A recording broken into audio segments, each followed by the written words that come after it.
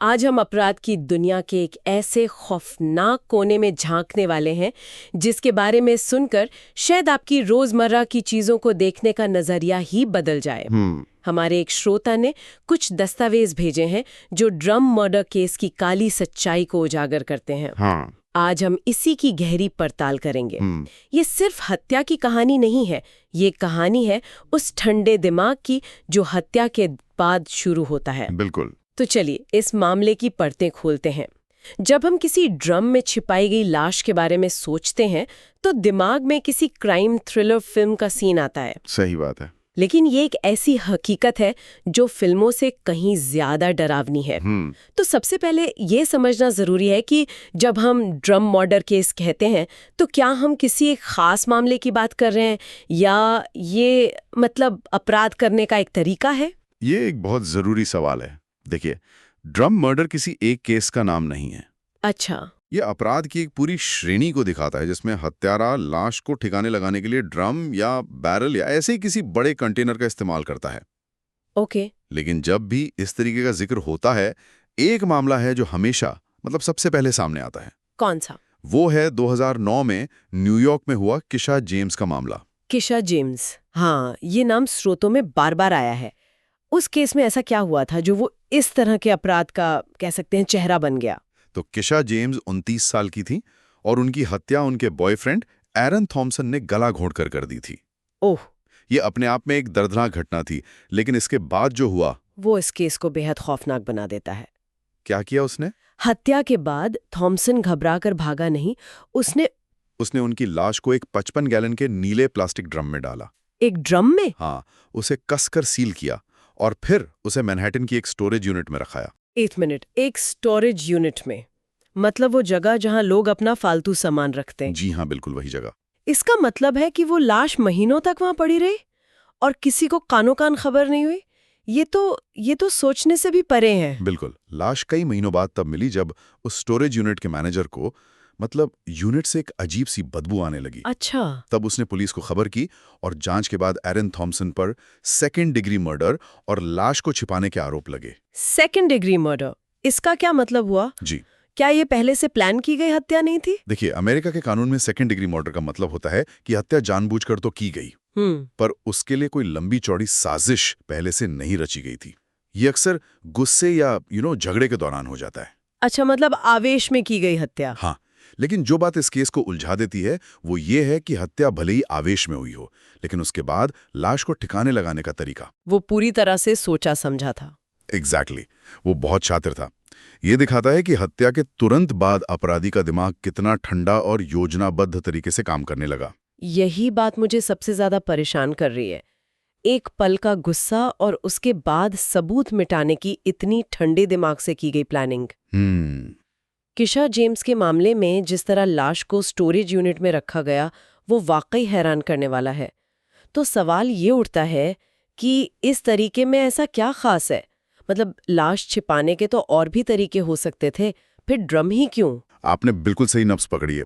इसके पीछे एक पूरी साइकोलॉजी और कह सकते हैं लॉजिक काम करता है। अच्छा। स्रोतों के आधार पर हम इसे 3 मुख्य वजहों में बांट सकते हैं। ठीक है। पहली और सबसे सीधी वजह है छिपाना, यानी कंसीलमेंट। छिपाना? हाँ, ड्रम बड़े होते हैं, उनमें एक इंसान का शरीर आराम से आ सकता है। उन्हें एयरटाइट सील किया जा सकता है जिससे बदबू बाहर नहीं आती। सही, बदबू बाहर नहीं आती और वो जल्दी किसी की नजर में भी नहीं आती। लेकिन एक बड़ा सा ड्रम भी तो लोगों का ध्यान खींच सकता है, खासकर शहर के बीचों बीच। ये कोई छोटी मोटी चीज तो है नहीं जिसे आप जेब में रखकर घूम सकते हैं। यहाँ पर अपराधी की चालाकी काम आती है। सोचिए, ड्रम अक्सर कहाँ दिखते हैं? इंडस्ट्रियल एरिया में, कंस्ट्रक्शन साइट्स पर। बिल्कुल, या फिर गोदामों में। वो हमारे शहरी माहौल का हिस्सा हैं जिन्हें हम देखकर भी नजरअंदाज कर देते हैं। थॉम्सन ने ड्रम को स्टोरेज यूनिट में रखा, जहां ऐसी चीजों का होना बिल्कुल सामान्य बात है। किसी को शक भी नहीं हुआ। ये एक तरह का छलावर है। शहरी छलावरण कह सकते हैं, अर्बन कैमोफ्लाज। शहरी छलावरण, ये एक डरावना लेकिन बहुत सटीक शब्द है।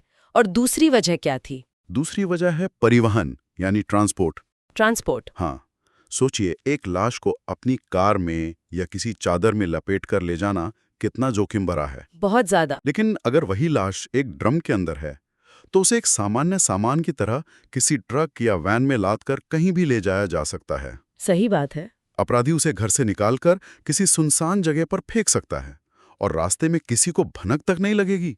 जो बात मुझे सबसे ज्यादा परेशान करती है वो ये है कि अपराधी हमारे बीच ट्रैफिक में एक ड्रम ले जा रहा है और किसी को पता भी नहीं कि उसके अंदर क्या है। बिल्कुल। और तीसरी वजह? हाँ, तीसरी वजह। तीसरी और शायद आज के दौर में सबसे जरूरी वजह है समय हासिल करना, टाइम डिले। समय? वो कैसे? अगर ड्रम को ठीक से सील कर दिया जाए तो अंदर ऑक्सीजन की कमी हो जाती है, जिससे शरीर के सड़ने की प्रक्रिया बहुत धीमी हो जाती है। अच्छा। आज डीएनए और डिजिटल सबूतों के जमाने में अपराधी जानता है कि जांचकर्ताओं के लिए शुरुआती 48 घंटे कितने अहम होते हैं, है ना? बिल्कुल। तो ड्रम में लाश को बंद करके वो सिर्फ सबूत नहीं छिपा रहा, वो पुलिस के खिलाफ समय को एक हथियार की तरह इस्तेमाल कर रहा है। मतलब जितनी देर से लाश मिलेगी उतना ही मुश्किल होगा मौत का सही समय पता लगाना, उतने ही ज्यादा सबूत नष्ट हो जाएंगे और अपराधी को अपनी कहानी गढ़ने और भागने का मौका मिल जाएगा। बाप रे, ड्रम सिर्फ लाश नहीं बल्कि समय को भी कैद कर लेता है। सही कहा। छिपाना, ट्रांसपोर्ट करना और समय हासिल करना, ये तो अपराध को अंजाम देने के बाद का एक पूरा मैनेजमेंट सिस्टम है। हाँ। ये अपराधी की एक खास मानसिकता की तरफ इशारा करता है। ये कोई आम अपराधी नहीं हो सकता। बिल्कुल, ये दिखाता है कि अपराधी में पछतावा या घबराहट कम है और अपने किए पर नियंत्रण बनाए रखने की इच्छा ज्यादा है। वो हत्या को एक समस्या के तौर पर देखता है और ड्रम उस समस्या का समाधान है। ये अक्सर एक बेहद ठंडे, आत्मकेंद्रित, नार्सिसिस्टिक या मनोरोगी व्यक्तित्व की निशानी हो सकती है। बिल्कुल। ये सुनकर ही सिहरन होती है।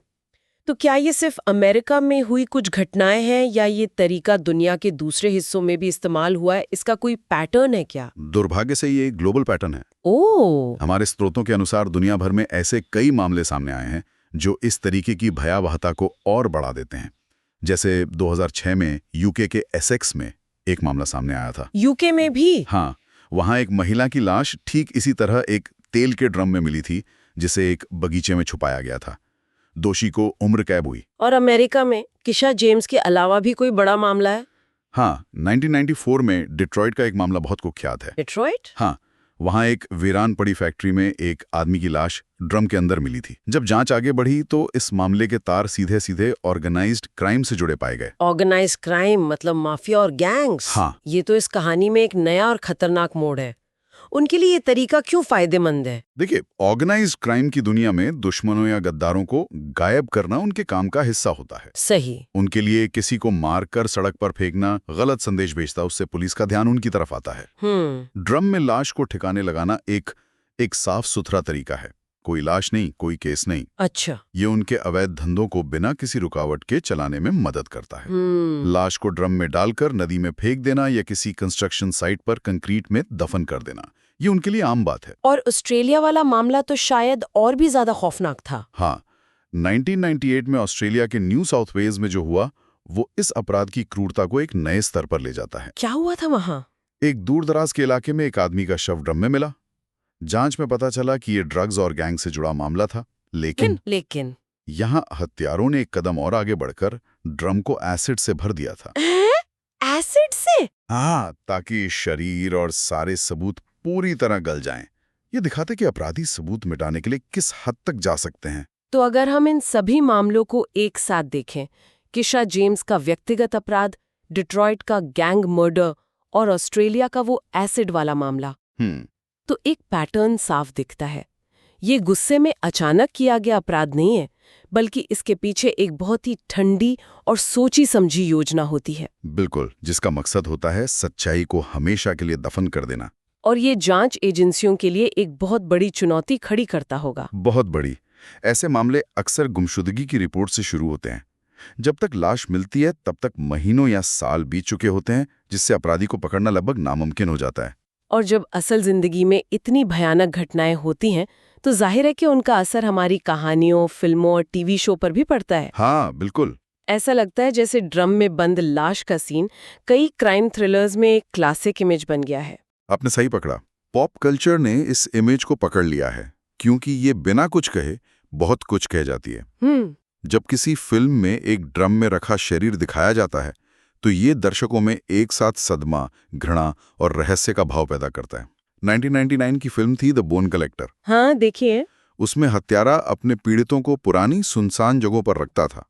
वहां एक लाश का ड्रम में मिलना इस बात का प्रतीक था कि शहर की चमक-दमक के नीचे एक और स्याह दुनिया छिपी हुई है, जिसके अपने नियम है। बिल्कुल।